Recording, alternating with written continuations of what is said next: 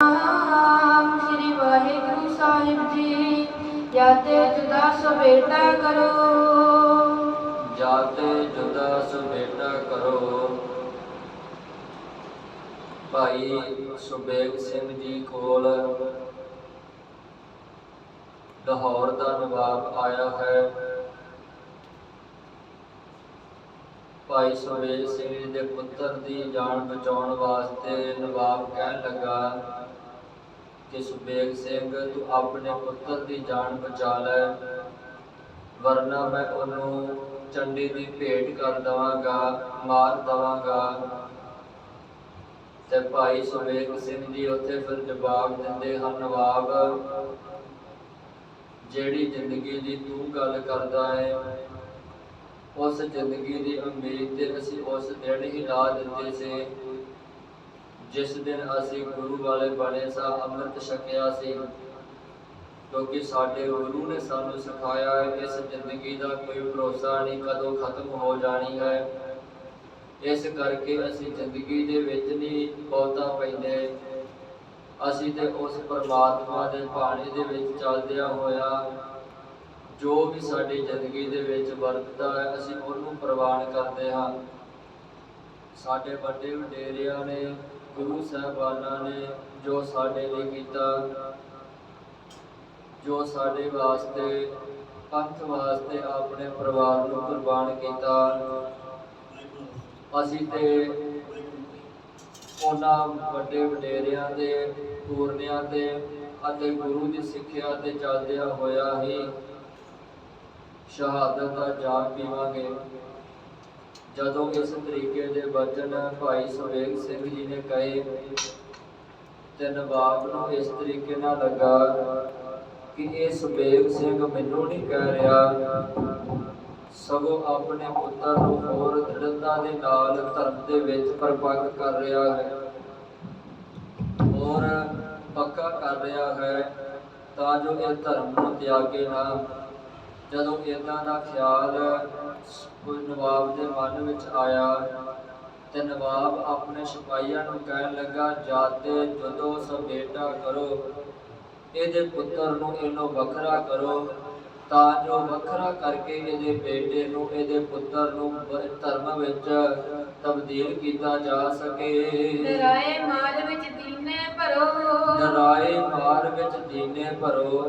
ਇਹਦੇ ਪੁੱਤਰ ਨੂੰ ਵੱਖਰਿਆ ਕਰਕੇ ਇਹਨੂੰ ਡਰਾਵੇ ਦਵੋ, ਇਹਨੂੰ ਮਾਰੋ, ਇਹਨੂੰ ਦੀਨ ਵਿੱਚ ਲਿਆਉਣ ਵਾਸਤੇ ਲਾਲਚ ਦਵੋ, ਭਾਵ ਕਿ ਕੋਈ ਵੀ ਯਤਨ, ਕੋਈ ਵੀ ਤਰੀਕਾ ਵਰਤੋ, ਬਸ ਇਹਦਾ ਪੁੱਤਰ ਇਸਲਾਮ ਧਰਮ ਦੇ ਵਿੱਚ ਆਉਣਾ ਚਾਹੀਦਾ ਹੈ। ਦੁਖੀ ਹੋਤ ਜਬ ਬਹੁਤ ਸਰੀਰ, ਦੁਖੀ ਹੋਤ ਜਬ ਬਹੁਤ ਸਰੀਰ, ਜਦੋਂ ਇਹਦੇ ਸਰੀਰ ਨੂੰ ਦੁੱਖ ਹੋਵੇਗਾ, ਇਹਦੇ ਸਰੀਰ ਨੂੰ ਤਕਲੀਫ ਹੋਵੇਗੀ, ਇਹਦੇ ਸਰੀਰ ਦੇ ਉੱਤੇ ਇਹ ਤੋਂ ਸੱਟਾਂ ਨਾ ਸਹਾਰੀਆਂ ਜਾਣਗੀਆਂ ਤੇ ਆਪਣੇ ਆਪ ਹੀ ਇਹ ਕਸ਼ਟ ਨੂੰ ਨਾ ਸਹਾਰਦਾ ਹੋਇਆ ਸਾਡੇ ਅੱਗੇ ਕੋ ਝੁਕ ਜਾਵੇਗਾ ਅਤੇ ਸਾਡੇ ਧਰਮ ਦੇ ਵਿੱਚ ਆ ਜਾਵੇਗਾ।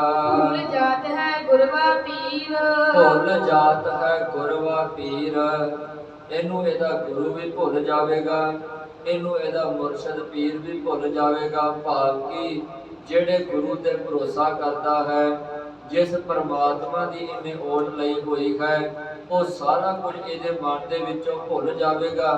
जदों इहनूं सट्टां मारियां जाणगियां, जदों इहनूं दुख दिता जावेगा।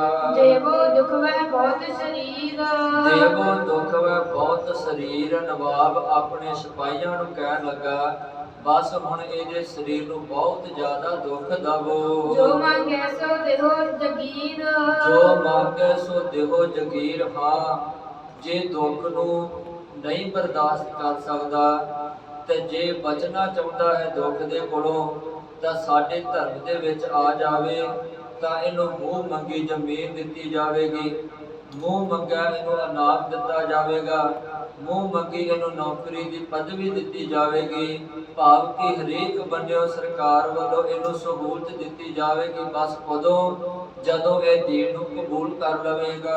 तब तिस देन लगे बहुत दुख, तब तिस देन लगे बहुत दुख।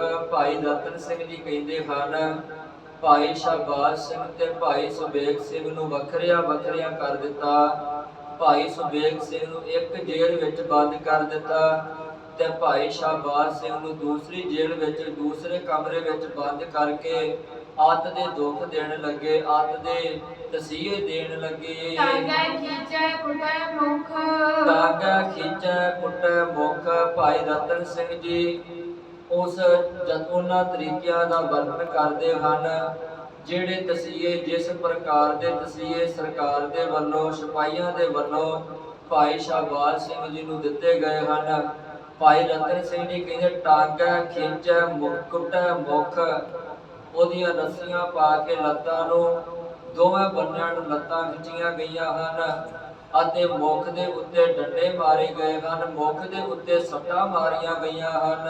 ਏਕ ਟੰਗ ਪਰ ਤਿਸੈ ਘੁਮਾਵੇ, ਇੱਕ ਟੰਗ ਫੜ ਤਿਸੈ ਘੁਮਾਵੇ। ਇੱਕ ਲੱਤ ਫੜ ਕੇ ਖਿੱਚਦਾ ਹੈ, ਇੱਕ ਲੱਤ ਇੱਕ ਫੜ ਕੇ ਖਿੱਚਦਾ ਹੈ ਤੇ ਦੂਸਰੀ ਲੱਤ ਫੜ ਕੇ ਦੂਸਰਾ ਖਿੱਚਦਾ ਹੈ। ਭਾਵ ਕਿ ਬਹੁਤ ਜ਼ਿਆਦਾ ਦਰਦ, ਬਹੁਤ ਜ਼ਿਆਦੀ ਤਕਲੀਫ ਭਾਈ ਸ਼ਾਹਬਾਜ਼ ਸਿੰਘ ਜੀ ਨੂੰ ਦੁੱਖ ਦਿੱਤੇ ਜਾ ਰਹੇ ਹਨ। ਬਾਹ ਖਿੱਚੈ ਫਿਰ ਪਿਛੈ ਗਿਰਾਵੇ, ਬਾਹ ਖਿੱਚੈ ਫਿਰ ਪਿਛੇ ਗਿਰਾਵੇ। ਬਾਹ ਨੂੰ ਖਿੱਚਦੇ ਹਨ, ਪਿੱਛੇ ਨੂੰ ਕਰਦੇ ਹਨ, ਸਰੀਰ ਨੂੰ ਧਰਤੀ ਤੇ ਬਿਠਾ ਕੇ ਮਾਰਦੇ ਹਨ। ਭਾਵ ਕਿ ਅੱਤ ਦੇ ਦੁੱਖ ਜਿਹੜੇ ਦਿੱਤੇ ਗਏ ਹਨ।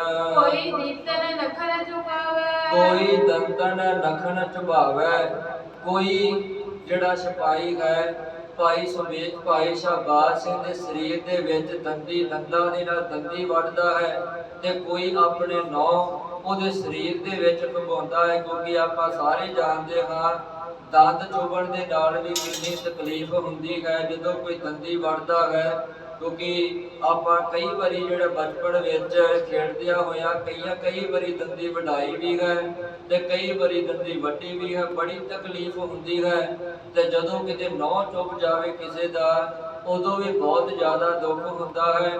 ਭਾਵ ਕਿ ਇਸ ਤਰੀਕੇ ਦੇ ਦੁੱਖ ਸਿਪਾਹੀਆਂ ਦੇ ਵੱਲੋਂ ਭਾਈ ਸ਼ਾਹਬਾਜ਼ ਸਿੰਘ ਨੂੰ ਦਿੱਤੇ ਜਾਣ ਲੱਗੇ। ਉਲਟੋ ਸੁਲਟੋ ਕਰੈ ਸਤਾਵੇ, ਉਲਟੋ ਸੁਲਟੋ ਕਰੈ ਸਤਾਵੇ। ਕਦੇ ਉਲਟਾ ਕਰਦੇ ਹਨ, ਕਦੇ ਪੁਲਟਾ ਕਰਦੇ ਹਨ, ਕਦੇ ਇੱਧਰ ਸੁੱਟਦੇ ਹਨ, ਕਦੇ ਉੱਧਰ ਸੁੱਟ ਕੇ ਉਹਨੂੰ ਬਹੁਤ ਜ਼ਿਆਦਾ ਦੁੱਖ ਦਿੰਦੇ ਹਨ। ਖਿੱਚੈ ਨਾਕ ਕਾਨ ਦੁਖ ਦੇਹੈ, ਖਿੱਚੈ ਨਾਕ ਕਾਨ ਦੁਖ ਦੇਵੇ। ਨੱਕ ਨੂੰ ਖਿੱਚਿਆ ਜਾਂਦਾ ਹੈ, ਕੰਨਾਂ ਨੂੰ ਮਰੋੜਿਆ ਜਾਂਦਾ ਹੈ। ਭਾਵ ਕਿ ਅੱਤ ਦੇ ਦੁੱਖ ਦਿੱਤੇ ਜਾ ਰਹੇ ਹਨ। ਕਹਿ ਦੰਤ ਇਹ ਤੋੜ ਨ ਲਹੈ, ਕਹੇ ਦੰਤ ਜੈ ਤੋੜ ਨਾ ਲੈ। ਇੱਥੋਂ ਤੱਕ ਚੰਡਾਲ ਕਹਿਣ ਲੱਗੇ, ਜਲਾਦ ਕਹਿਣ ਲੱਗੇ ਇਹਦੇ ਦੰਦਾਂ ਨੂੰ ਵੀ ਖਿੱਚ ਕੇ ਬਾਹਰ ਕੱਢ ਦਿੱਤਾ ਜਾਵੇ। ਕੋ ਕਹਿ ਜਾ ਹੈ ਬਾਚਲ, ਕੋ ਕਹਿ ਜੇ ਹੈ ਬਾ ਚਾਲ। ਮਚਾਲ ਤੋਂ ਭਾਵ ਹੈ ਕਿ ਜਿਹੜਾ ਸਾਰਾ ਕੁਝ ਜਾਣਦਾ ਹੁੰਦਾ ਹੈ।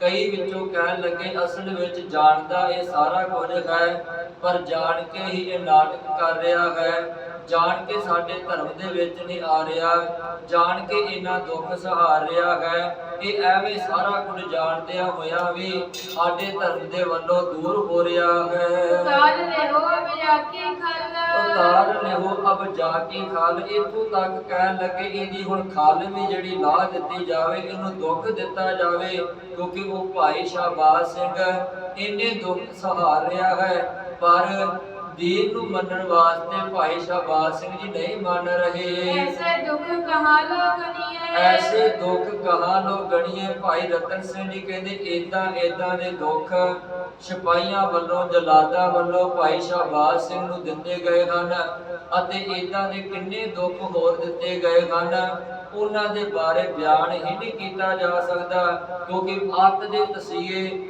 ਜਿਨ੍ਹਾਂ ਨੂੰ ਬਿਆਨ ਹੀ ਨਹੀਂ ਕੀਤਾ ਜਾ ਸਕਦਾ ਸ਼ਬਦਾਂ ਵਿੱਚ ਤੇ ਨਾ ਕਲਮ ਦੇ ਨਾਲ ਲਿਖ ਕੇ ਇਹੋ ਜਿਹੇ ਦੁੱਖ ਦਿੱਤੇ ਜਾਂਦੇ ਹਨ, ਦਿੱਤੇ ਗਏ ਹਨ। ਅੱਜ ਵੀ ਆਪਾਂ ਵੇਖਦੇ ਹਾਂ, ਕਿਉਂਕਿ ਆਪਾਂ ਵਰਤਮਾਨ ਨੂੰ ਨਾਲ ਲੈ ਕੇ ਚੱਲੀਏ ਤੇ ਗੱਲ ਸੌਖੀ ਸਮਝ ਪੈ ਜਾਵੇਗੀ ਕਿ ਵਾਕਈ ਹੀ ਇਦਾਂ ਦੇ ਦੁੱਖ ਹੀ ਜਿਹੜੇ ਦਿੱਤੇ ਜਾਂਦੇ ਹਨ। ਅੱਜ ਵੀ ਵਰਤਮਾਨ ਵਿੱਚ ਜਦੋਂ ਕੋਈ ਕੈਦੀ ਨੂੰ ਕੈਦ ਕੀਤਾ ਜਾਂਦਾ ਹੈ, ਉਹਨੂੰ ਰਿਮਾਂਡ ਦੇ ਵਿੱਚ ਲਿਆ ਜਾਂਦਾ ਹੈ ਤੇ ਇਦਾਂ ਦੇ ਹੀ ਦੁੱਖ ਦਿੱਤੇ ਜਾਂਦੇ, ਬਰਫ਼ ਤੇ ਪਾਇਆ ਜਾਂਦਾ ਹੈ, ਪੁੱਠਿਆਂ ਕਰਕੇ ਉਹਨੂੰ ਕੁੱਟਿਆ ਜਾਂਦਾ, ਡੰਡਿਆਂ ਨਾਲ ਕੁੱਟਿਆ ਜਾਂਦਾ, ਪਟੇ ਨਾਲ ਕੁੱਟਿਆ ਜਾਂਦਾ ਹੈ, ਪੁੱਠਾ ਲਮਕਾਇਆ ਜਾਂਦਾ, ਲੱਤਾਂ ਬਾਹਾਂ ਮਰੋੜੀਆਂ ਜਾਂਦੀਆਂ ਹਨ। ਭਾਵ ਕਿ ਜਿੱਦਾਂ ਦਾ ਵੀ ਤਸੀਹਾ ਦਿੱਤਾ ਜਾ ਸਕਦਾ ਹੈ, ਉਦਾਂ ਦਾ ਹੀ ਤਸੀਹਾ ਦਿੱਤਾ ਜਾਂਦਾ ਹੈ। ਜੇਲ੍ਹ ਦੇ ਵਿੱਚ ਜਿਹੜੇ ਕੈਦੀ ਹੁੰਦੇ ਹਨ, ਜਿਹੜੇ ਮਾੜੇ ਕੰਮ ਕਰਦੇ ਹਨ ਜਾਂ ਜਿਹੜੇ ਸਰਕਾਰ ਦੇ ਵੱਲੋਂ ਬਾਗੀ ਹੋ ਜਾਂਦੇ ਹਨ, ਉਹਨਾਂ ਨੂੰ ਇਦਾਂ ਦੇ ਦੁੱਖ ਦਿੱਤੇ ਜਾਂਦੇ ਹਨ। ਤੇ ਉਸ ਵਕਤ ਵੀ ਸਰਕਾਰ ਨੇ ਭਾਈ ਸ਼ਾਹਬਾਜ਼ ਸਿੰਘ ਨੂੰ ਇਦਾਂ ਦੇ ਦੁੱਖ ਦਿੱਤੇ ਜਿਨ੍ਹਾਂ ਨੂੰ ਬਿਆਨਣਾ ਬਹੁਤ ਔਖਾ ਹੈ। ਜਿਤਨੇ ਤਿਨਕੇ ਦਿੱਤੇ ਭਣੀਏ, ਜਿਤਨੇ ਤਿਨਕੇ ਦਿੱਤੇ ਭਣੀਏ, ਜਿੰਨਾ ਦੁੱਖ ਦਿੱਤਾ ਜਾ ਸਕਦਾ ਸੀ ਓਨਾ ਹੀ ਦੁੱਖ ਸਰਕਾਰ ਦੇ ਵੱਲੋਂ ਭਾਈ ਸ਼ਾਹਬਾਜ਼ ਸਿੰਘ ਨੂੰ ਦਿੱਤਾ ਗਿਆ। ਕਹੇ ਨਵਾਬ ਫਿਰ ਚਰਖੜੀ ਚੜਾਵੋ, ਕਹੇ ਨਵਾਬ ਫਿਰ ਚਰਖੜੀ ਚੜਾਵੋ। ਜਦੋਂ ਸਾਰੇ ਦੁੱਖ ਦਿੱਤੇ ਗਏ ਤੇ ਜਲਾਦ ਤੇ ਸਿਪਾਹੀ ਕਹਿਣ ਲੱਗੇ, ਨਵਾਬ ਜੀ ਹਜੇ ਤੱਕ ਵੀ ਸ਼ਾਹਬਾਜ਼ ਸਿੰਘ ਮੰਨਣ ਨੂੰ ਤਿਆਰ ਨਹੀਂ ਹੈ। ਹਰੇਕ ਪ੍ਰਕਾਰ ਦਾ ਦੁੱਖ ਦੇ ਕੇ ਵੇਖ ਲਿਆ ਹੈ, ਤਸੀਹਾ ਦੇ ਕੇ ਵੇਖ ਲਿਆ ਹੈ, ਪਰ ਧਰਮ ਨੂੰ ਤਿਆਗਣ ਵਾਸਤੇ ਤਿਆਰ ਨਹੀਂ। ਤੇ ਜਦੋਂ ਨਵਾਬ ਨੇ ਸੁਣਿਆ ਤੇ ਨਵਾਬ ਹਾਰ ਕੇ ਫਿਰ ਕਹਿਣ ਲੱਗਾ, ਕਹਿ ਨਵਾਬ ਫਿਰ ਚੜਖੜੀ ਚੜਾਵੋ। ਕਹਿੰਦੇ ਫਿਰ ਇਹਨੂੰ ਚੜਖੜੀ ਤੇ ਚੜਾਵੋ ਜੇ ਨਹੀਂ ਮੰਨ ਰਿਹਾ। ਦਾਗੇ ਹੈ ਕਿ ਜਾਨ ਗਵਾਵੋ, ਕਾਰ ਜਾਹੇ ਕਿ ਜਾਨ ਗਵਾਵੋ। ਇਹਨੂੰ ਹੁਣ ਮਾਰ ਹੀ ਦਓ, ਇਹਨੂੰ ਹੁਣ ਖਤਮ ਹੀ ਕਰ ਦਵੋ। ਜੇ ਸਾਡੇ ਧਰਮ ਵਿੱਚ ਆਉਣ ਵਾਸਤੇ ਤਿਆਰ ਨਹੀਂ ਤਾਂ ਇਹਨੂੰ ਫਿਰ ਜੀਣ ਦਾ ਕੋਈ ਹੱਕ ਨਹੀਂ ਹੈ, ਇਹਨੂੰ ਮਾਰ ਦਿੱਤਾ ਜਾਵੇ। ਗੋਰਾ ਦੇਤ ਦੁਖ ਸੋ ਥੱਕ ਗਇਓ, ਰਹਿਓ ਨਾ ਔਰ ਉਪਾਏ। ਦੇਤ ਦੁਖ ਸੋ ਥੱਕ ਗਇਓ, ਰਹਿਓ ਨਾ ਔਰ ਉਪਾਏ। ਭਾਈ ਰਤਨ ਸਿੰਘ ਜੀ ਕਹਿੰਦੇ ਹਨ ਕਿ ਸਿਪਾਹੀ ਅਤੇ ਜਲਾਦ ਸਾਰੇ ਦੁੱਖ ਦੇ ਕੇ ਥੱਕ ਗਏ। ਜਿਹੜਾ ਵੀ ਉਪਾਅ ਤਰੀਕਾ ਵਰਤ ਸਕਦੇ ਸਨ ਉਹਨਾਂ ਨੇ ਵਰਤ ਕੇ ਦੁੱਖ ਦੇਣ ਦਾ ਯਤਨ ਕੀਤਾ, ਪਰ ਭਾਈ ਸ਼ਾਹਬਾਜ਼ ਸਿੰਘ ਜੀ ਉਸੇ ਤਰੀਕੇ ਦੇ ਨਾਲ ਅਡੋਲ ਰਹੇ। ਅੰਦਰੋਂ ਬਾਹਰੀ ਤੌਰ ਤੇ ਦੁੱਖ ਸਹਾਰਦੇ ਰਹੇ ਪਰ ਅੰਦਰ ਦੇ ਤੌਰ ਤੇ ਉਸੇ ਤਰੀਕੇ ਨਾਲ ਮਜ਼ਬੂਤ ਰਹੇ। ਤਬ ਬਾਲਕ ਵੀ ਚੁੱਪ ਪਇਓ, ਗਸੀ ਭਰੀ ਤਿਸ ਆਏ। ਤਬ ਬਾਲਕ ਵੀ ਚੁੱਪ ਭਇਓ, ਗਸੀ ਭਰੀ ਤਿਸ ਆਏ। ਭਾਈ ਰਤਨ ਸਿੰਘ ਜੀ ਕਹਿੰਦੇ ਹਨ ਜਿਉਂ-ਜਿਉਂ ਦੁੱਖ ਦਿੱਤੇ ਜਾ ਰਹੇ ਸਨ, ਜਿਉਂ-ਜਿਉਂ ਕੁੱਟਿਆ ਮਾਰਿਆ ਜਾ ਰਿਹਾ ਸੀ, ਭਾਈ ਸ਼ਾਹਬਾਜ਼ ਸਿੰਘ ਜੀ ਉਸ ਅਕਾਲ ਪੁਰਖ ਵਾਹਿਗੁਰੂ ਦਾ ਨਾਮ ਜਿਹੜਾ ਧਿਆਈ ਜਾ ਰਿਹਾ ਸੀ, ਪਰ ਜਿਉਂ-ਜਿਉਂ ਕੁੱਟਦਿਆਂ ਸਰੀਰ ਬੇਹੋਸ਼ੀ ਦੀ ਹਾਲਤ ਵਿੱਚ ਤੁਰਿਆ ਗਿਆ ਤੇ ਇੰਨਾ ਜ਼ਿਆਦਾ ਕੁੱਟਿਆ ਗਿਆ, ਵਾਹਿਗੁਰੂ ਸ਼ਬਦ ਜਿਹੜਾ ਮੂੰਹ ਵਿੱਚੋਂ ਨਿਕਲਣਾ ਬੰਦ ਹੋ ਗਿਆ ਅਤੇ ਅੰਦਰ ਜਿਹੜਾ ਉਹਦੇ ਚੱਲਦਾ ਰਿਹਾ ਹੈ ਤੇ ਸਰੀਰ ਗਸ਼ੀ ਖਾ ਕੇ ਬੇਹੋਸ਼ੀ ਦੀ ਹਾਲਤ ਵਿੱਚ ਹੋ ਗਿਆ ਤੇ ਜ਼ਮੀਨ ਤੇ ਡਿੱਗ ਪਿਆ। ਚੌਪਈ ਤਬ ਚੰਡਾਲ ਸੋ ਆਨ ਪੁਕਾਰਾ, ਤਬ ਚੰਡਾਲ ਸੋ ਆਨ ਪੁਕਾਰਾ। ਫਿਰ ਚੰਡਾਲ ਆ ਕੇ ਜਲਾਦ ਆ ਕੇ ਨਵਾਬ ਨੂੰ ਗੱਲ ਆਖਦੇ ਹਨ, ਅਬ ਭਇ ਬਾਲਕ ਮਰਣੇ ਵਾਰਾ। ਅਬ ਭਇਓ ਬਾਲਕ ਮਰਨੇ ਵਾਰਾ। ਆ ਕੇ ਚੰਡਾਲ ਕਹਿਣ ਲੱਗੇ ਨਵਾਬ ਜੀ ਹੁਣ ਤੇ ਬਾਲਕ ਐ ਪੂਰੇ ਮਰਨ ਦੇ ਕਿਨਾਰੇ ਤੇ ਪਹੁੰਚ ਗਿਆ ਹੈ, ਕੋਈ ਪਤਾ ਨਹੀਂ ਹੁਣ ਵੀ ਇੱਕ ਪਲ ਨੂੰ ਮਰ ਜਾਵੇ, ਇੱਕ ਘੜੀ ਦੇ ਵਿੱਚ ਮਰ ਜਾਵੇ, ਭਾਵ ਕਿ ਹੁਣ ਬਹੁਤਾ ਸਮਾਂ ਇਹ ਜੀ ਨਹੀਂ ਸਕਦਾ ਜਿੰਨਾ ਆਪਾਂ ਇਹਨੂੰ ਕੁੱਟਿਆ ਹੈ, ਜਿੰਨਾ ਇਹਨੂੰ ਆਪਾਂ ਮਾਰਿਆ ਹੈ। ਹੁਣ ਤੇ ਬਸ ਇਹਦਾ ਥੋੜਾ ਬਹੁਤਾ ਹੀ ਸਮਾਂ ਰਹਿ ਗਿਆ ਹੈ। ਬੇਗ ਸਿੰਘ ਸੁਨ ਹੋਇਓ ਰਾਜੀ, ਸੁਬੇਗ ਸਿੰਘ ਸੁਨ ਹੋਇਓ ਰਾਜੀ। ਭਾਈ ਸੁਬੇਗ ਸਿੰਘ ਜੀ ਜਦੋਂ ਉਹਨਾਂ ਦੇ ਕੰਨਾਂ ਤੱਕ ਇਸ ਆਵਾਜ਼ ਨੂੰ ਪਹੁੰਚਾਇਆ ਗਿਆ ਕਿ ਭਾਈ ਸ਼ਾਹਬਾਜ਼ ਸਿੰਘ ਦੀ ਬੇਹੋਸ਼ੀ ਦੀ ਹਾਲਤ ਵਿੱਚ ਹਨ, ਮਰਨ ਦੇ ਕਿਨਾਰੇ ਤੇ ਪਹੁੰਚ ਗਏ ਹਨ, ਹਰੇਕ ਜੁਰਮ ਨੂੰ ਸਹਾਰ ਲਿਆ ਹੈ ਪਰ ਧਰਮ ਨੂੰ ਨਹੀਂ ਤਿਆਗਿਆ, ਤੇ ਭਾਈ ਸੁਬੇਗ ਸਿੰਘ ਜੀ ਰਾਜੀ ਤੋਂ ਭਾਵ ਕਿ ਖੁਸ਼, ਬੜੇ ਖੁਸ਼ ਹੋਏ। ਸਤਿਗੁਰ ਰਾਖੀ ਹਮਰੀ ਲਾਜੀ, ਸਤਿਗੁਰ ਰਾਖੀ ਹਮਰੀ ਲਾਜੀ। ਭਾਈ ਸੁਬੇਗ ਸਿੰਘ ਜੀ ਕਹਿੰਦੇ ਸਤਿਗੁਰੂ ਨੇ ਪਰਮਾਤਮਾ ਨੇ ਮੇਰੀ ਲਾਜ ਰੱਖ ਲਈ, ਮੇਰੇ ਪੁੱਤਰ ਦੀ ਲਾਜ ਰੱਖ ਲਈ, ਸਾਨੂੰ ਸਿੱਖੀ ਦੇ ਵਿੱਚੋਂ ਡੋਲਣ ਨਹੀਂ ਦਿੱਤਾ, ਕਿਉਂਕਿ ਭਾਈ ਸੁਭਾਸ਼ ਸਿੰਘ ਜੀ ਕਹਿੰਦੇ ਹਨ ਸਤਿਗੁਰੂ ਨੇ ਸਾਡੇ ਸਿਰ ਤੇ ਮਿਹਰ ਭਰਿਆ ਹੱਥ ਰੱਖ ਕੇ ਸਾਨੂੰ ਡੋਲਣ ਨਹੀਂ ਦਿੱਤਾ। ਤੇ ਬਸ ਸਤਿਗੁਰੂ ਜੀ ਦੀ ਸ਼ਰਨ ਵਿੱਚ ਜਿਹੜਾ ਆਉਂਦਾ ਹੈ, ਜਿਹੜਾ ਗੁਰੂ ਦੇ ਪੂਰਨਿਆਂ ਤੇ ਚੱਲਦਾ ਹੈ, ਗੁਰੂ ਦੀ ਸਿੱਖਿਆ ਦੇ ਧਾਰਨੀ ਹੋ ਕੇ ਜੀਵਨ ਨੂੰ ਗੁਜ਼ਾਰਦਾ ਹੈ ਤੇ ਸਤਿਗੁਰੂ ਇਸੇ ਤਰੀਕੇ ਦੇ ਨਾਲ ਹੀ ਲਾਜ ਰੱਖਦਾ ਹੈ। ਕਿਉਂਕਿ ਆਪਾਂ ਪਿੱਛੇ ਵੀ ਵਿਚਾਰ ਕੇ ਆਏ ਸਾਂ, ਦੁੱਖ ਤੇ ਸੁੱਖ ਸਰੀਰ ਨੂੰ ਆਉਣੇ ਇਹ ਜ਼ਰੂਰੀ ਹਨ ਤੇ ਇਹ ਆਉਂਦੇ ਹੀ ਰਹਿਣਗੇ, ਕਿਉਂਕਿ ਦੁੱਖ ਸੁੱਖ ਦੋਏ ਦਰ ਕੱਪੜੇ। ਸਰੀਰ ਨੂੰ ਦੁੱਖ ਆ ਗਿਆ, ਸਰੀਰ ਦਾ ਸੁੱਖ ਚਲੇ ਗਿਆ। ਇਹ ਜਿਹੜਾ ਵਾ ਜ਼ਿੰਦਗੀ ਦੇ ਵਿੱਚ ਜਿੰਨਾ ਚਿਰ ਤੱਕ ਮਨੁੱਖ ਹੈ ਉਹਨਾਂ ਚਿਰ ਤੱਕ ਆਉਂਦਾ ਜਾਂਦਾ ਹੀ ਰਹੇਗਾ, ਪਰ ਜਿਹਦੇ ਕੋਲ ਅੰਦਰ ਦਾ ਸੁੱਖ ਹੈ, ਅੰਦਰ ਦਾ ਟਿਕਾ ਹੈ, ਉਹਨੂੰ ਅੰਦਰ ਨੂੰ ਕੋਈ ਦੁੱਖ ਨਹੀਂ ਦੇ ਸਕਦਾ, ਨਾ ਵਿਕਾਰ ਦੁੱਖ ਦੇ ਸਕਦੇ ਹਨ ਤੇ ਨਾ ਬਾਹਰੀ ਤੌਰ ਤੇ ਜਲਾਦ ਹੀ ਦੁੱਖ ਦੇ ਸਕਦੇ ਹਨ। ਸਤਿਗੁਰੂ ਜੀ ਨੇ ਇਸੇ ਕਰਕੇ ਬਾਣੀ ਦੇ ਵਿੱਚ ਇੱਕ ਬਚਨ ਵੀ ਕਿਹਾ ਹੈ। ਸਤਿਗੁਰੂ ਜੀ ਕਹਿੰਦੇ ਸੋਏ ਸੁਨੰਦੜੀ ਮੇਰਾ ਤਨ ਮਨ ਮੌਲਾ, ਨਾਮ ਜਪੰਦੜੀ ਲਾਲੀ ਪੰਧ ਜੁਲੰਦੜੀ ਮੇਰਾ ਅੰਦਰ ਠੰਡਾ, ਗੁਰ ਦਰਸ਼ਨ ਦੇਖ ਨਿਹਾਲੀ। ਅੰਦਰ ਠੰਡਾ ਹੈ, ਅੰਦਰ ਸ਼ਾਂਤ ਹੈ, ਅੰਦਰ ਟਿਕਾ ਹੈ, ਅੰਦਰ ਖੇੜਾ ਹੈ, ਅੰਦਰ ਸੁਖ ਹੈ। ਕਿਉਂਕਿ ਬਾਹਰ ਦੇ ਸੁਖ ਵਿੱਚ ਤੇ ਅੰਦਰ ਦੇ ਸੁਖ ਦੇ ਵਿੱਚ ਜ਼ਮੀਨ ਅਸਮਾਨ ਦਾ ਫਰਕ ਹੈ। ਬਾਹਰੀ ਸੁਖ ਸਹੂਲਤ ਅੱਜ ਹੈ ਤੇ ਕੱਲ ਚਲੀ ਜਾਵੇਗੀ, ਭਰੋਸਾ ਕੋਈ ਨਹੀਂ ਕਿ ਕਿੰਨੇ ਚਿਰ ਕਿੰਨਾ ਸਮਾਂ ਤੱਕ ਰਹਿਣੀ ਹੈ, ਕਿੰਨਾ ਸਮਾਂ ਤੱਕ ਇਹ ਬਾਹਰੀ ਸੁਖ ਰਹਿਣਾ ਹੈ। ਪਰ ਜਿਹਦੇ ਕੋਲ ਅੰਦਰ ਦਾ ਸੁਖ ਆ ਗਿਆ, ਉਹ ਸੁਖ ਇੱਕ ਵਾਰੀ ਆ ਜਾਵੇ ਮੁੜ ਕੇ ਕਦੀ ਵੀ ਜਾਂਦਾ ਨਹੀਂ ਹੈ। ਕਿਉਂਕਿ ਉਹ ਸੁਖ ਸਦੀਵੀ ਸੁਖ ਹੈ, ਜਿਹਨੂੰ ਸਤਿਗੁਰ ਜੀ ਬਾਣੀ ਵਿੱਚ ਕਹਿੰਦੇ ਨਾਨਕ ਭਗਤਾ ਸਦਾ ਵਿਗਾਸ। ਇਹ ਉਹ ਖੇੜਾ ਹੈ, ਉਹ ਸਿੱਖ ਹੈ ਜਿਹੜਾ ਭਗਤਾਂ ਦੇ ਮਨ ਦੇ ਵਿੱਚ ਸਦਾ ਖੇੜਾ ਬਣ ਕੇ ਰਹਿੰਦਾ ਹੈ। ਕਿਉਂਕਿ ਬਾਹਰੀ ਤੌਰ ਤੇ ਫਿਰ ਉਹਨਾਂ ਦੀ ਅਵਸਥਾ ਇੰਨੀ ਉੱਚੀ, ਬਾਹਰੀ ਤੌਰ ਤੇ ਉਹਨਾਂ ਦੇ ਸਰੀਰ ਹੋਰ ਤਰੀਕੇ ਦਾ ਹੁੰਦਾ ਹੈ ਤੇ ਅੰਦਰ ਦੇ ਤੌਰ ਤੇ ਉਹਨਾਂ ਦੀ ਅਵਸਥਾ ਹੋਰ ਬਣ ਜਾਂਦੀ ਹੈ। ਜਿਹੜੇ ਅੰਦਰੋਂ ਜੁੜ ਜਾਂਦੇ ਹਨ, ਅੰਦਰੋਂ ਸੁਰਤ ਨੂੰ ਉੱਚੀਆਂ ਕਰ ਲੈਂਦੇ ਹਨ, ਉਹਨਾਂ ਦਾ ਅੰਦਰ ਦਾ ਖੇੜਾ, ਅੰਦਰ ਦਾ ਟਿਕਾ, ਅੰਦਰ ਦੀ ਅਡੋਲਤਾ ਬਣ ਜਾਂਦੀ ਹੈ ਤੇ ਇਸੇ ਅਡੋਲਤਾ ਦੀ ਫਿਰ ਰਾਖੀ ਸਤਿਗੁਰੂ ਕਰਦਾ ਹੈ। ਇਸ ਅਡੋਲਤਾ ਦੇ ਵਿੱਚ ਫਿਰ ਸਤਿਗੁਰੂ ਜਿਹੜਾ ਮਨੁੱਖ ਨੂੰ, ਆਪਣੇ ਸਿੱਖ ਨੂੰ ਡਿੱਗਣ ਨਹੀਂ ਦਿੰਦਾ। ਤੇ ਭਾਈ ਸੁਬੇਗ ਸਿੰਘ ਜੀ ਕਹਿੰਦੇ ਸਤਿਗੁਰ ਰਾਖੀ ਹਮਰੀ ਲਾਜੀ। ਜਿਹੜਾ ਅੰਦਰ ਦਾ ਸਾਡੇ ਸੁਖ ਆਇਆ ਸੀ, ਸਾਡੇ ਅੰਦਰ ਅਡੋਲਤਾ ਆਈ ਸੀ, ਸਾਡੇ ਅੰਦਰ ਦ੍ਰਿੜਤਾ ਆਈ ਸੀ, ਉਸ ਪਾਸਿਓਂ ਸਾਨੂੰ ਸਤਿਗੁਰੂ ਨੇ ਡਿੱਗਣ ਨਹੀਂ ਦਿੱਤਾ। ਸਤਿਗੁਰੂ ਨੇ ਸਾਡੀ ਲਾਜ ਰੱਖ ਲਈ। ਕਿਉਂਕਿ ਬਾਹਰੀ ਤੌਰ ਤੇ ਦੁੱਖ ਦਿੱਤੇ ਗਏ ਹਨ, ਪਰ ਅੰਦਰ ਦੇ ਤੌਰ ਤੇ ਉਸੇ ਤਰੀਕੇ ਨਾਲ ਅਡੋਲ ਹਨ, ਅੰਦਰ ਦੇ ਤੌਰ ਤੇ ਉਸੇ ਤਰੀਕੇ ਦੇ ਨਾਲ ਟਿਕੇ ਹੋਏ ਹਨ। ਕਿਉਂਕਿ ਅੰਦਰ ਨੂੰ ਜਿਹੜਾ ਵਾ ਉਹ ਡੁਲਾ ਨਹੀਂ ਸਕੇ। ਇਸੇ ਕਰਕੇ ਸਤਿਗੁਰੂ ਜੀ ਦੀ ਬਾਣੀ ਵਿੱਚ ਇੱਕ ਵਚਨ ਵੀ ਆਉਂਦਾ ਹੈ। ਕਿਉਂਕਿ ਬਾਣੀ ਨੂੰ ਨਾਲ ਲੈ ਕੇ ਚੱਲਾਂਗੇ ਤੇ ਸਾਨੂੰ ਸਾਰਾ ਕੁਝ ਸਮਝ ਲੱਗ ਜਾਵੇਗਾ ਕਿ ਸਤਿਗੁਰੂ ਜੀ ਮਨੁੱਖ ਨੂੰ ਕਿੰਨੀ ਉੱਚੀ ਅਵਸਥਾ ਵਿੱਚ ਖੜਦੇ ਹਨ ਤੇ ਕਿਵੇਂ ਸਤਿਗੁਰੂ ਆਪਣੇ ਭਗਤ ਦੀ ਲਾਜ ਰੱਖਦੇ ਹਨ। ਆਪਾਂ ਰੋਜ਼ ਪੜ੍ਹਦੇ ਹਾਂ, ਆਪਣੇ ਸੇਵਕ ਕੀ ਆਪੇ ਰਾਖੈ, ਆਪੇ ਨਾਮ ਜਪਾਵੇ। ਬਸ ਆ ਅੰਦਰ ਦੀ ਅਵਸਥਾ ਦੇ ਸਤਿਗੁਰੂ ਲਾਜ ਰੱਖਦੇ ਹਨ। ਹਾਂ, ਬਾਹਰੀ ਤੌਰ ਤੇ ਵੀ ਕੋਈ ਸੰਕਟ ਆ ਜਾਵੇ ਤੇ ਸਤਿਗੁਰੂ ਬਾਹਰੀ ਤੌਰ ਤੇ ਵੀ ਲਾਜ ਰੱਖਦੇ ਹਨ ਤੇ ਅੰਦਰ ਦੇ ਤੌਰ ਤੇ ਵੀ ਸਤਿਗੁਰੂ ਲਾਜ ਰੱਖਦੇ ਹਨ। ਤੇ ਭਾਈ ਸੁਬੇਗ ਸਿੰਘ ਤੇ ਭਾਈ ਸ਼ਾਹਬਾਜ਼ ਸਿੰਘ, ਇਹਨਾਂ ਦੋਵਾਂ ਨੂੰ ਅੰਦਰ ਦੇ ਤੌਰ ਤੇ ਸਤਿਗੁਰੂ ਜੀ ਨੇ ਟਿਕਾ ਕੇ ਰੱਖਿਆ, ਡਿੱਗਣ ਨਹੀਂ ਦਿੱਤਾ। ਤੇ ਸਤਿਗੁਰੂ ਜੀ ਦੀ ਬਾਣੀ ਵਿੱਚ ਇੱਕ ਬਚਨ ਆਉਂਦਾ ਹੈ, ਕਿਉਂਕਿ ਭਗਤ ਕਬੀਰ ਜੀ ਦਾ ਬਚਨ ਹੈ। ਭਗਤ ਕਬੀਰ ਜੀ ਕਹਿੰਦੇ ਹਨ ਗੰਗਾ ਨੂੰ ਬੜਾ ਪਵਿੱਤਰ ਮੰਨਿਆ ਜਾਂਦਾ ਹੈ ਤੇ ਗੰਗਾ ਸਿੰਧੂ ਸਮਾਜ ਦੇ ਵਿੱਚ ਮਾਂ ਦਾ ਦਰਜਾ ਦਿੱਤਾ ਗਿਆ। ਗੰਗਾ ਮਾਂ ਕਹਿੰਦੇ ਹਨ ਉਹਨੂੰ। ਭਗਤ ਕਬੀਰ ਜੀ ਕਹਿੰਦੇ ਜਿਸ ਨੂੰ ਆਪਣੀ ਮਾਂ ਕਹਿੰਦੇ ਹਨ, ਉਸ ਦੇ ਕਿਨਾਰੇ ਤੇ ਮੈਨੂੰ ਜੰਜੀਰਾਂ ਦੇ ਨਾਲ ਬੰਨ੍ਹ ਕੇ ਖੜਾ ਕਰ ਦਿੱਤਾ। ਇਹ ਬਾਣੀ ਦਾ ਸ਼ਬਦ ਹੈ। ਭਗਤ ਜੀ ਕਹਿੰਦੇ ਜੰਜੀਰਾਂ ਦੇ ਨਾਲ ਮੈਨੂੰ ਬੰਨਿਆ ਹੋਇਆ ਹੈ ਤੇ ਜੰਜੀਰਾਂ ਨਾਲ ਬੰਨ੍ਹ ਕੇ ਮੈਨੂੰ ਗੰਗਾ ਦੇ ਵਿੱਚ ਸੁੱਟ ਦਿੱਤਾ। ਭਾਵ ਕਿ ਆਪਣੀ ਮਾਂ ਦੇ ਕੋਲੋਂ ਮੇਰਾ ਕਤਲ ਕਰਾਉਣ ਲੱਗੇ ਹਨ, ਮੈਨੂੰ ਮਾਰਨ ਲੱਗੇ ਹਨ।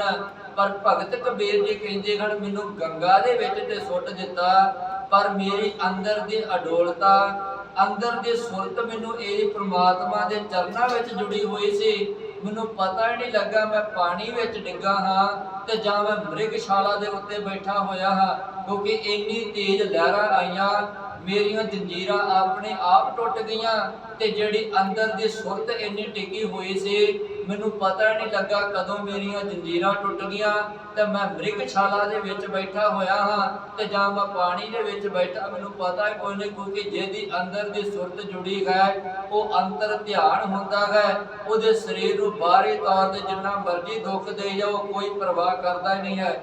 ਭਗਤ ਕਬੀਰ ਜੀ ਦਾ ਉਹ ਬਚਨ ਹੈ, ਗੰਗਾ ਕੇ ਲਹਰ ਮੇਰੀ ਟੁੱਟੀ ਜੰਜੀਰ, ਮ੍ਰਿਗਸ਼ਾਲਾ ਪਰ ਬੈਠੇ ਕਬੀਰ ਭਗਤ ਕਬੀਰ ਜੀ ਕਹਿੰਦੇ ਗੰਗਾ ਦੀਆਂ ਲਹਿਰਾਂ ਨੇ ਮੇਰੀ ਜੰਜੀਰ ਤੋੜ ਦਿੱਤੀ ਤਾਂ ਮੈਂ ਮ੍ਰਿਗਸ਼ਾਲਾ ਦੇ ਉੱਤੇ ਬੈਠਾ ਹੋਇਆ ਮੇਰਾ ਕੋਈ ਬਾਲ ਵੀ ਵਿੰਗਾ ਨਹੀਂ ਕਰ ਸਕਿਆ। ਉੱਤੇ ਬਾਹਰੀ ਤੌਰ ਤੇ ਵੀ ਭਗਤ ਕਬੀਰ ਜੀ ਦੀ ਲਾਜ ਰੱਖੀ ਹੈ ਤੇ ਅੰਦਰ ਦੇ ਤੌਰ ਤੇ ਵੀ ਭਗਤ ਕਬੀਰ ਜੀ ਨੂੰ ਡਿੱਗਣ ਨਹੀਂ ਦਿੱਤਾ। ਜਿਹੜਾ ਬੰਦਾ, ਜਿਹੜਾ ਸਿੱਖ, ਜਿਹੜਾ ਗੁਰੂ ਦਾ ਭਗਤ ਅੰਦਰੋਂ ਜੁੜ ਜਾਂਦਾ ਹੈ, ਸਤਿਗੁਰੂ ਉਹਦੀ ਅੰਦਰੋਂ ਲਾਜ ਰੱਖਦੇ ਹਨ, ਅੰਦਰੋਂ ਡੋਲਣ ਨਹੀਂ ਦਿੰਦੇ। ਤੇ ਭਾਈ ਸੁਬੇਗ ਸਿੰਘ ਜੀ ਕਹਿੰਦੇ ਹਨ ਜਦੋਂ ਕੰਨਾਂ ਦੇ ਵਿੱਚ ਇਹ ਆਵਾਜ਼ ਆਈ ਕਿ ਮੇਰਾ ਪੁੱਤਰ ਹੁਣ ਮਰਨ ਦੇ ਕਿਨਾਰੇ ਤੇ ਪਹੁੰਚ ਗਿਆ ਹੈ, ਪਰ ਮੇਰੇ ਪੁੱਤਰ ਨੇ ਧਰਮ ਬਦਲਣ ਵਾਸਤੇ ਜਿਹੜੀ ਹਾਮੀ ਨਹੀਂ ਭਰੀ, ਇਸ ਪਾਕਿਓ ਸਤਿਗੁਰੂ ਨੇ ਮੇਰੀ ਲਾਜ ਰੱਖ ਲਈ। ਸਤਿਗੁਰੂ ਜੀ ਨੇ ਮੇਰੇ ਕੁੱਲ ਦੇ ਉੱਤੇ ਕਲੰਕ ਨਹੀਂ ਲੱਗਣ ਦਿੱਤਾ, ਮੈਨੂੰ ਸਿੱਖੀ ਦੇ ਵੱਲੋਂ ਬੇਮੁਖ ਨਹੀਂ ਹੋਣ ਦਿੱਤਾ।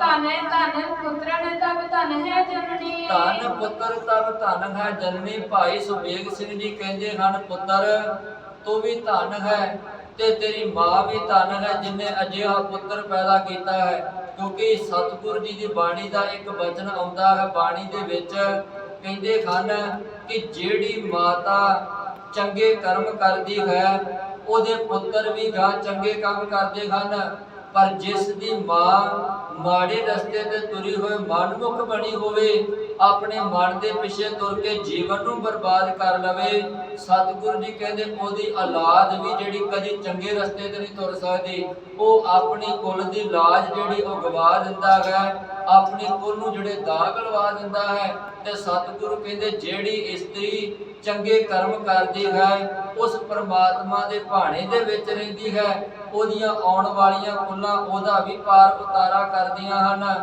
ਤੇ ਆਉਣ ਵਾਲੀਆਂ ਕੁੱਲਾਂ ਦਾ ਵੀ ਪਾਰ ਉਤਾਰਾ ਹੋ ਜਾਂਦਾ ਹੈ। ਭਾਈ ਸੁਬੇਗ ਸਿੰਘ ਜੀ ਕਹਿੰਦੇ ਧਨ ਪੁੱਤਰ ਤਬ ਧਨ ਹੈ ਜਨਨੀ, ਤੂੰ ਵੀ ਪੁੱਤਰ ਧਨ ਹੈ ਜਿਹੜਾ ਸਿੱਖੀ ਦੇ ਵਿੱਚ ਪਰਪੱਕ ਰਿਹਾ ਹੈ, ਤੇ ਤੇਰੀ ਮਾਤਾ ਵੀ ਧਨ ਹੈ ਜਿਨੇ ਸਿੱਖੀ ਦੀ ਗੁੜਤੀ ਤੈਨੂੰ ਦਿੱਤੀ, ਜਿਨੇ ਤੈਨੂੰ ਸਿੱਖੀ ਦੀ ਸਿੱਖਿਆ ਦਿੱਤੀ ਅਤੇ ਗੁਰੂ ਚਰਨਾਂ ਦੇ ਵਿੱਚ ਤੈਨੂੰ ਜਿਹੜਾ ਵਾ ਲਿਆ ਕੇ ਰੱਖਿਆ, ਤੇ ਤੂੰ ਗੁਰੂ ਦੀ ਸਿੱਖਿਆ ਦੇ ਪੈਰਾ ਦਿੰਦਿਆਂ ਹੋਇਆ ਆਪਣੇ ਜਨਮ ਨੂੰ ਸਵਾਰ ਲਿਆ।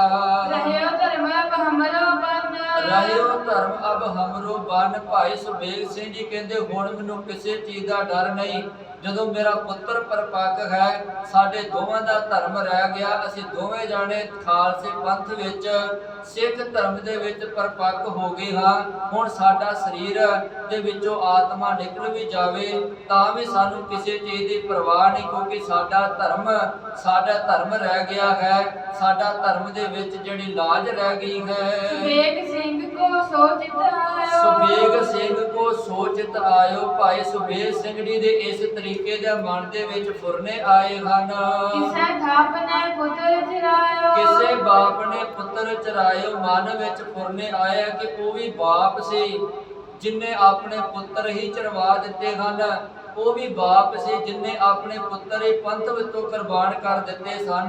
ਤੇ ਸੁਬੇਗ ਸਿੰਘ ਸੋਚਦਾ ਹੈ ਕਿ ਮੇਰਾ ਤੇ ਹਜੇ ਪੁੱਤਰ ਮੇਰੇ ਸਾਹਮਣੇ ਹੈ, ਉਹ ਵੀ ਤੇ ਪੁੱਤਰ ਸੀ, ਉਹ ਵੀ ਤੇ ਬਾਪ ਸੀ ਜਿਨੇ ਆਪਣੇ ਚਾਰੇ ਪੁੱਤਰ ਵਾਰ ਦਿੱਤੇ, ਉਹ ਵੀ ਪੁੱਤਰ ਸੀ, ਉਹ ਵੀ ਬਾਪ ਸੀ ਜਿਨੇ ਆਪਣੇ ਪੁੱਤਰ ਆਰੇ ਨਾ ਚਰਵਾ ਦਿੱਤੇ, ਤੇ ਮੇਰਾ ਪੁੱਤਰ ਇੰਨੇ ਤਸੀਹੇ ਸਹਾਰਦਿਆ ਹੋਇਆ ਹਜੇ ਮੇਰੇ ਸਾਹਮਣੇ ਹੈ, ਮੈਨੂੰ ਡੋਲਣ ਦੀ ਕੋਈ ਲੋੜ ਨਹੀਂ ਹੈ। ਤਬ ਨਵਾਬ ਨੇ ਨੀਰ ਮੰਗਾਇਓ, ਤਬ ਨਵਾਬ ਨੇ ਨੀਰ ਮੰਗਾਇਓ। ਜਦੋਂ ਭਾਈ ਸੁਭਾਸ਼ ਸਿੰਘ ਜੀ ਬੇਹੋਸ਼ ਹੋ ਕੇ ਡਿੱਗਿਆ ਹੈ ਤੇ ਨਵਾਬ ਨੇ ਫਿਰ ਪਾਣੀ ਮੰਗਾਇਆ ਹੈ। ਨਵਾਬ ਪਾਣੀ ਮੰਗਾ ਕੇ ਕਹਿੰਦਾ ਹੈ ਕੁਝ ਇਹਦੇ ਉੱਤੇ ਛਿੜਕੋ, ਕੁਝ ਇਹਨੂੰ ਪਿਆਵੋ, ਇਹਨੂੰ ਹੋਸ਼ ਵਿੱਚ ਲਿਆਵੋ ਤਾਂ ਜੋ ਇਹਨੂੰ ਆਪਾਂ ਹੁਣ ਆਪਣੇ ਧਰਮ ਦੇ ਵਿੱਚ ਲੈ ਆਈਏ, ਪ੍ਰੇਰ ਕੇ ਇਹਨੂੰ ਤੋਂ ਲਾਲਚ ਦੇ ਕੇ ਇਹਨੂੰ ਡਰਾ ਡਰੋ ਕੇ ਕਿਸੇ ਨਾ ਕਿਸੇ ਤਰੀਕੇ ਲੈ ਆਈਏ, ਵਰਨਾ ਇਹਨੂੰ ਮਾਰ ਦਿਓ, ਇਹਨੂੰ ਜਿੰਦਾ ਰਹਿਣ ਦਾ ਕੋਈ ਹੱਕ ਨਹੀਂ। ਫਿਰ ਨਵਾਬ ਕਿਵੇਂ ਸ਼ਾਬਾਸ਼ ਸਿੰਘ ਜੀ ਨਾਲ ਕਰਦਾ ਹੈ ਉਹ ਵਿਚਾਰ ਆਪਾਂ ਕੱਲ ਦੇ ਦੀਵਾਨਾਂ 'ਚ ਕਰਾਂਗੇ। ਇੰਨੀਆਂ ਬੇਨਤੀਆਂ ਪ੍ਰਵਾਨ ਕਰਨੀਆਂ। ਗੁਰੂ ਅਤੇ ਸੰਗਤ ਬਖਸ਼ਣਹਾਰ ਹੈ। ਵਾਹਿਗੁਰੂ ਜੀ ਕਾ ਖਾਲਸਾ, ਵਾਹਿਗੁਰੂ ਜੀ ਕੀ ਫਤਿਹ।